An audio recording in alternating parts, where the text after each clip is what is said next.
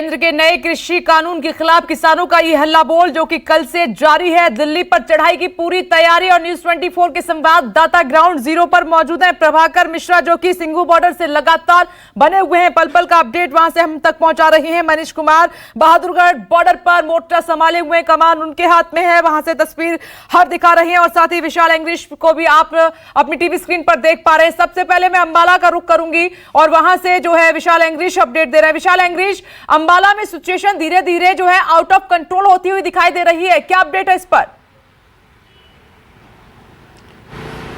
देखिए, किसान लगातार ही बैरिकेड्स उठाने में लगे हुए हैं और काफ़ी ज़्यादा जो बैरिकेडिंग की गई थी, चाहे वो मिट्टी डाली गई थी और इसी तरह जो पाइप्स लगाई गई थी और जो ट्रांसपोर्टेशन खड़ी की गई थी, उनको धीरे धीरे दूर किया जा रहा है और बेशक आंसू गैस के गोलों का इस्तेमाल किया जा रहा है, पानी की बौछारें भी हैं, लेकिन किसानों को इसका कोई भी असर होता हुआ दिखाई नहीं दे रहा। और इसी का यही कारण है कि कल किसानों ने 4 जगह एक्सपीरियंस करने के बाद आज जिस तरह से दिल्ली में टीयर गैस का जमकर प्रयोग भी हो रहा है, तो उनका मेरे साथ उनकी फ़ोन के ऊपर कई लोगों के साथ बातचीत भी हुई है, तो उनका साफ और स्पष्ट कहना था कि पहले कितने ही बैरिकेडिंग, कितने ही नाके वो क्रॉस करके और आंसू गैस पूरी तरह उसको इस्तेमाल करना और उसके लिए यूज़ भी वो करते हुए आए हैं और आंसू गैस का उनके ऊपर किसी भी तरह से कोई प्रभाव नहीं पड़ेगा, बल्कि वो तो अब उन्होंने पहले ही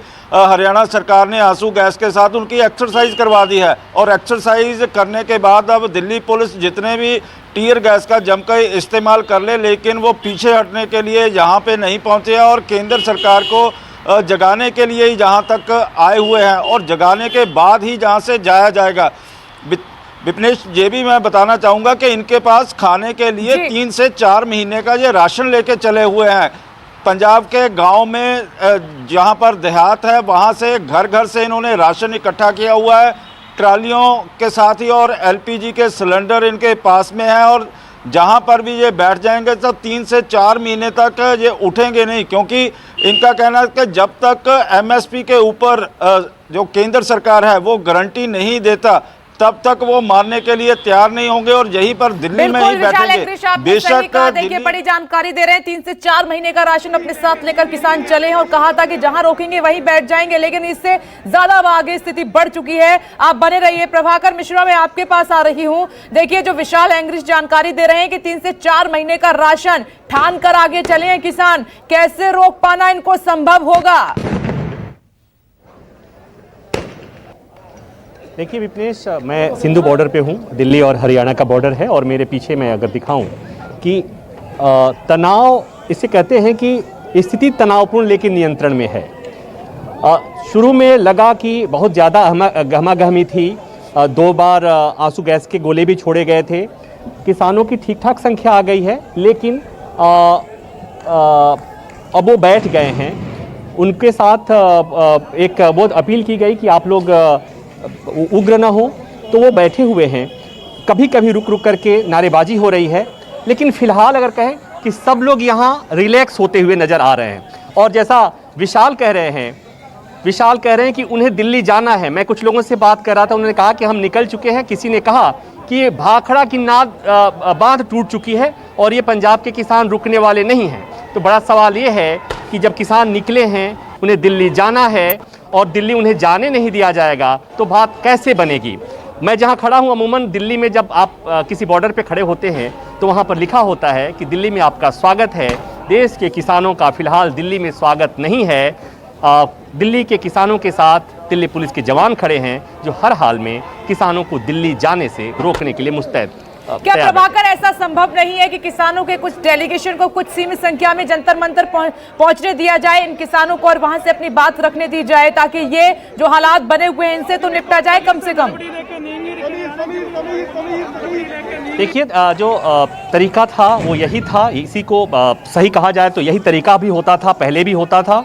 और यही तरीका होता था कि जब प्रदर्शन होता था, चाहे वो किसी क्लास का हो, चाहे किसानों का है या श्रमिकों का हो, तो जब ऐसा कोई प्रदर्शन होता था तो एक डेलीगेशन जाता था, उन्हें इनवाइट किया जाता था और कोई मंत्री, कोई सरकारी नुमाइंदा उसमें बैठ करके बात करते थे। लेकिन हाल के दिनों में ये व्यवस्था ये प्रक्रिया पर कहीं विराम लग गया है और निश्चित तौर पर ये कहीं ना कहीं हमारी राजनीतिक व्यवस्था की एक कमी है। चूंकि ये देश के अन्नदाता हैं, देश उन पर डिपेंडेंट है।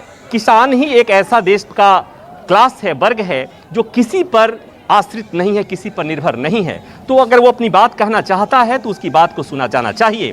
और वो उनके मन में एक भय है, उनके मन में एक आशंका है, बेसिकली एमएसपी का ही मसला है। सरकार भले ही कहे कि एमएसपी से नीचे कोई नई खरीदारी होगी, लेकिन कानून में प्रावधान कहां है? तो यही बात उनके मन में जो शंका है, कह रहे हैं। और साथ ही उसे दूर किसानों को निजी हाथों में उनकी जमीन का जाना है कि अगर निजी हाथों में सब कुछ चला जाएगा तो फिर एमएसपी कौन डिसाइड करेगा? केंद्र की कौन सुनेगा, किसानों की कौन सुनेगा? आप बने रहिए। प्रभाकर मिश्रा मेरे साथ, विशाल इंग्लिश भी बने हुए हैं। मनीष कुमार, आपके पास आ रही हूँ क्योंकि सुबह से ही वहां पर लगातार हंगामा हो रहा है, किसान उग्र हो रहे हैं और तेजी के साथ वो आगे बढ़ना चाहते हैं। अब क्या सिचुएशन बनी हुई है वहां पर?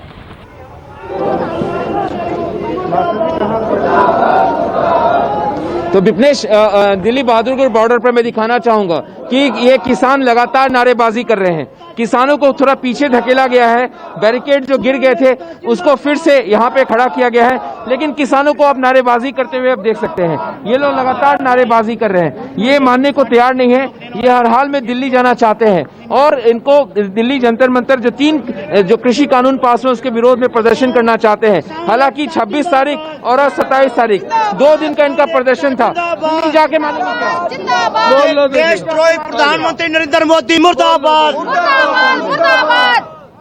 ये नारेबाजी कर रहे हैं, प्रधानमंत्री के खिलाफ नारेबाजी कर रहे हैं। लेकिन आपको बता दें कि मनीष एक मिनट, मुझे ब्रेक के लिए रुकना है। आप उनसे बातचीत भी कीजिएगा, मैं लौटूंगी। देखिए, मनीष कुमार, प्रभाकर मिश्रा, विशाल इंग्लिश लगातार हमारे साथ बने हुए हैं केंद्र सरकार के खिलाफ किसानों की नाराजगी। नमस्कार, मैं हूं मानक गुप्ता। अगर आपको हमारा ये वीडियो पसंद आया हो तो इसे लाइक और शेयर जरूर करें और हाँ, हमें सब्सक्राइब और फॉलो करना ना भूलें ताकि आप देश और दुनिया की कोई खबर मिस ना करें। तो जुड़े रहिए हमारे साथ और देखते रहिए News 24।